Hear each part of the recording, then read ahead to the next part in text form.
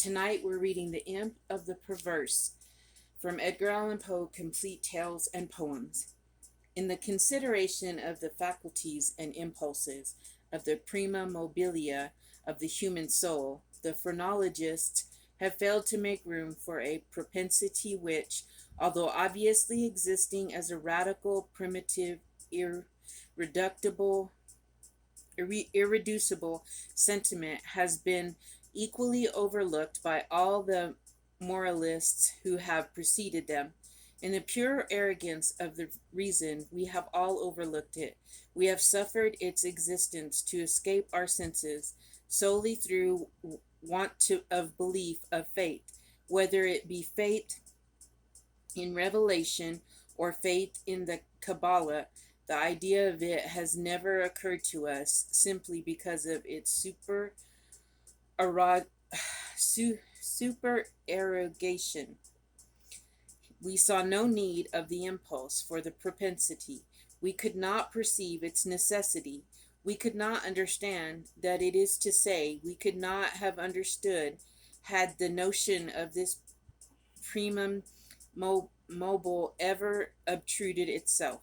We could not have understood in what manner it might be made to further the objects of humanity, either temporal or eternal. It cannot be denied that phrenology and, in great measure, all metaphysicianism have been concocted a priori. The intellectual or logical man, rather than the understanding of observant man, set himself to imagine designs, to dictate purposes to God, having thus fathomed to his satisfaction the intentions of Jehovah. Out of these intentions he built his innumerable systems of mind. In the matter of phrenology, for example, he first determined naturally enough that it was the design of the deity that man should eat. We then assign to man an organ of alimentiveness, and this organ is the scourge with which the deity compels man, will I, nil I, into eating. Secondly, having settled it to be God's will that man should continue his species, we discovered an organ of amativeness forthwith, and so with combativeness, with ideality, with causality, with constructiveness, so in short, with every organ, whether representing a propensity, a moral sentiment, or a faculty of the pure intellect. And in these arrangements of the principia of human action, the Spurzheimites, whether right or wrong, in part or upon the whole, have but followed in principle the footsteps of their predecessors, deducing and establishing everything from the preconceived destiny of man and upon the ground of the objects of his Creator. It would have been wiser, it would have been safer to classify, if classify we must, upon the basis of what man usually or occasionally did, and was always occasionally doing, rather than upon the basis of what we took it for granted the deity intended him to do. If we cannot comprehend God in his visible works, how then in his inconceivable thoughts that call the works into being? If we cannot understand him in his objective creatures, how then in his substantive moods and phases of creation? Induction, a posterior, having trouble with that word, y'all. Posteriori would have brought phrenology to admit as an innate and primitive principle of human action a paradoxical something, which we may call perverseness, for what of a more characteristic term, in the sense I intend, it is in fact a mobile without motive, a motive not motivert. Through its promptings we act without comprehensible object, or, if this shall be understood as a contradiction in terms, we may so far modify the proposition as to say that through its promptings we act for the reason that we should not. In theory, no reason can be more unreasonable, but in fact, there is none more strong. With certain minds, under certain conditions, it becomes absolutely irresistible. I am not more certain than I breathe, than that the assurance of the wrong or error of any action is often the one unconquerable force which impels us, and alone impels us to its prosecution. Nor will this overwhelming tendency to do wrong for this wrong's sake admit of analysis or resolution into the ulterior elements. It is a radical, a primitive, impulsive, elementary. It will be said, I am aware that when we persist in acts because we feel we should not persist in them, our conduct is but a modification of that which ordinarily springs from the combativeness of phrenology. But a glance will show the fallacy of this idea. The phrenologi-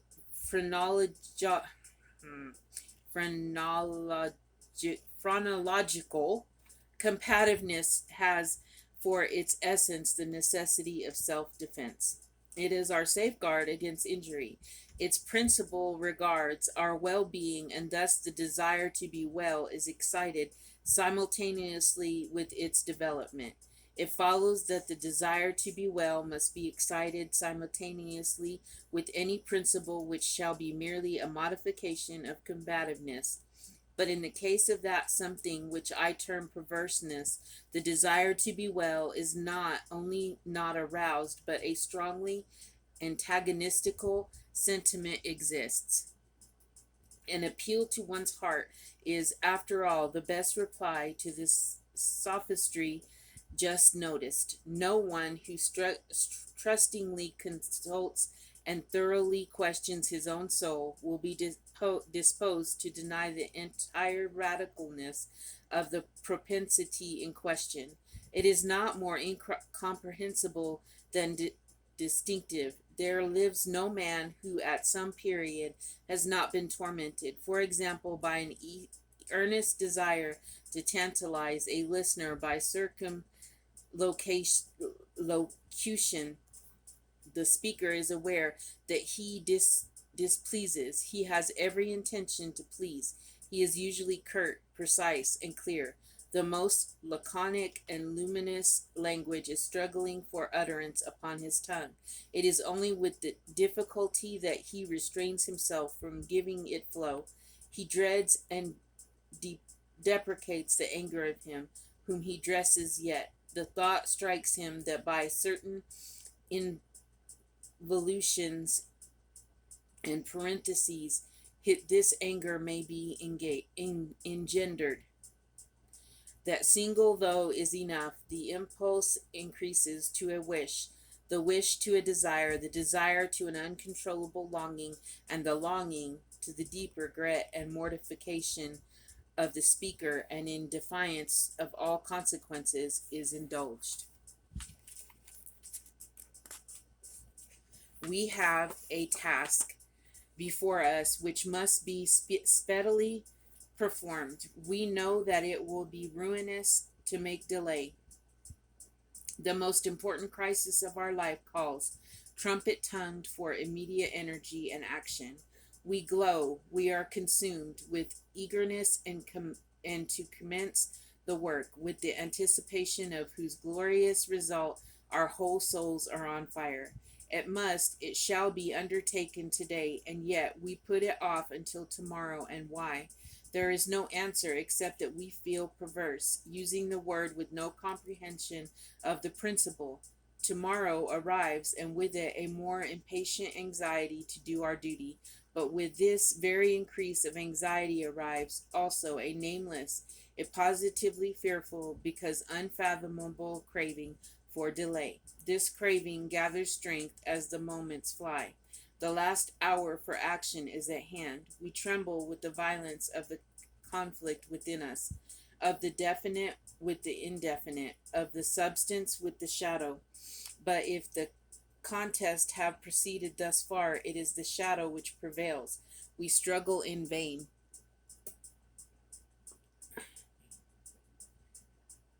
Okay, we struggle in vain. The clock strikes and is the knell of our welfare. At the same time, it is the chanticleer note to the ghost that has so long overawed us. It flies, it disappears. We are free. The old energy returns. We will labor now. Alas, it is too late. We stand upon the brink of a precipice. We peer into the abyss. We grow sick and dizzy. Our first impulse is to shrink from the danger. Unaccountably, we remain.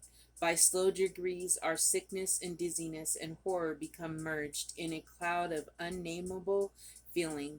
By gradations still more imperceptible, this cloud assumed shape, as did the vapor from the bottle out of which arose the genius in the Arabian Nights. But out of this, our cloud upon the precipice's edge there grows into palpability a shape, far more terrible than any genius or any demon of a tale. And yet it is but a thought, although a fearful one, and one which chills the very marrow of our bones with the fierceness of the delight of its horror. It is merely the idea of what would be our sensations during the sweeping precipitancy of a fall from such a height, and this fall, this rushing annihilation, for the very reason that it involves that one ghastly and loathsome of all the most ghastly and loathsome images of death and suffering which have ever presented themselves to our imagination. For this very cause do we now the most vividly desire, and because our reason violently deters us from the brink, therefore do we the most impetuously approach it. There is no passion in nature so demoniacally impatient as that of him who, shuddering upon the edge of a precipice, thus meditates a plunge. To indulge for a moment in any attempt at thought is to be inevitably lost, for reflection but urges us to forbear, and therefore it is, I say, that we cannot. If there be no friendly arm to check us, or if we fail in a sudden effort to prostrate ourselves backward from the abyss, we plunge and are destroyed. Examine these similar actions as we will, we shall find them resulting solely from the spirit of the perverse. We perpetrate them because we feel that we should not. Beyond or behind this, there is no intelligible principle, and we might indeed deem this perverseness a direct instigation of the arch fiend, were it not occasionally known to operate in furtherance of good. I have said thus much, that in some measure I may answer your question, and I may explain to you why I am here, that I may assign to you something that shall have at least the faint aspect of a cause for my wearing these fetters, and for my tenanting this cell of the condemned. Had I not been thus prolix, they might either have misunderstood me altogether, or, with the rabble, have fancied me mad. As it is, you will easily perceive that I am one of the many uncounted victims of the imp of the perverse. It is impossible that any deed could have been wrought with a more thorough deliberation. For weeks, for months, I pondered upon the means of the murder. I rejected 1,000 schemes because their accomplishment involved a chance of detection. At length, in reading some French memoirs, I found an account of a nearly fatal illness that occurred to Madame Pilau through the agency of a candle accidentally poisoned. The idea struck my fancy at once. I knew my victim's habit of reading in bed. I knew, too, that his apartment was narrow and ill ventilated, but I need not vex you with impertinent details. I need not describe the easy artifices by which I substituted in his bedroom candle stand a wax light of my own making for the one which I there found. The next morning he was discovered dead in his bed, and the coroner's verdict was death by the visitation of God.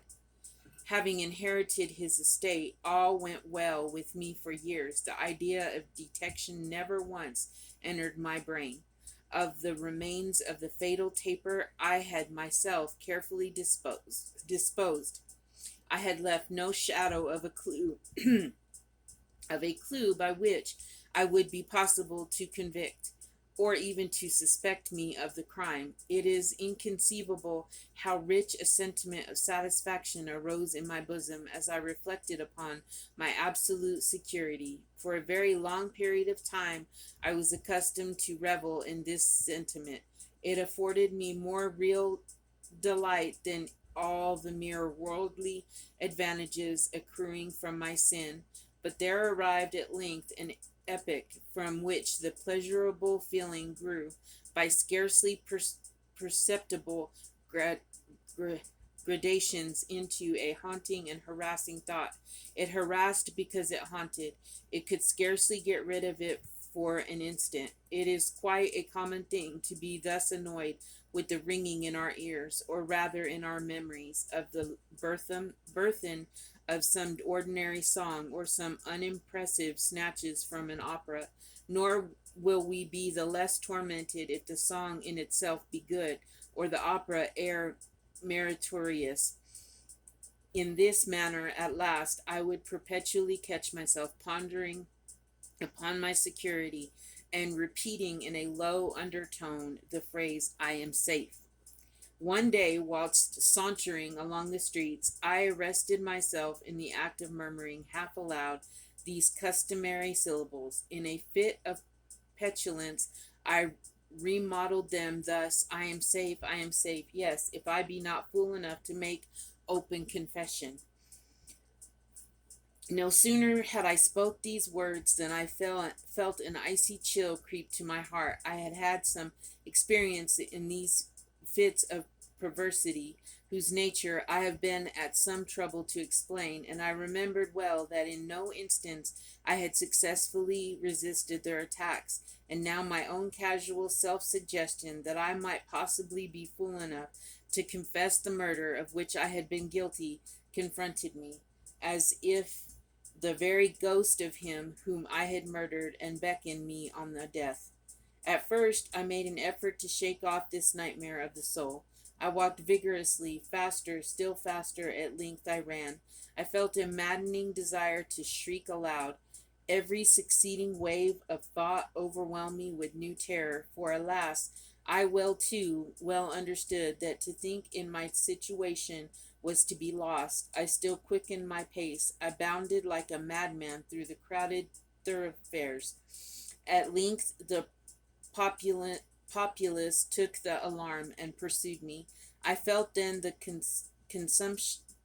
consummation of my fate. Could I have torn out my tongue, I would have done it, but a rough voice resounded in my ears. A rougher grasp seized me by the shoulder. I turned. I gasped for breath. For a moment I experienced all the pangs of suffocation. I became blind and deaf and giddy, and then some invisible fiend, I thought, struck me with his broad palm upon the back. The long imprisoned secret burst forth from my soul. They say that I spoke with a distinct enunciation, but with marked emphasis and passionate hurry, as if in dread of interruption before concluding the brief but pregnant sentence that consigned me to the hangman and to hell. Having related all that was necessary for the fullest judicial conviction, I fell prostrate in a swoon. But why shall I say more? Today I wear these chains, and am here. Tomorrow I shall be fetterless, but where?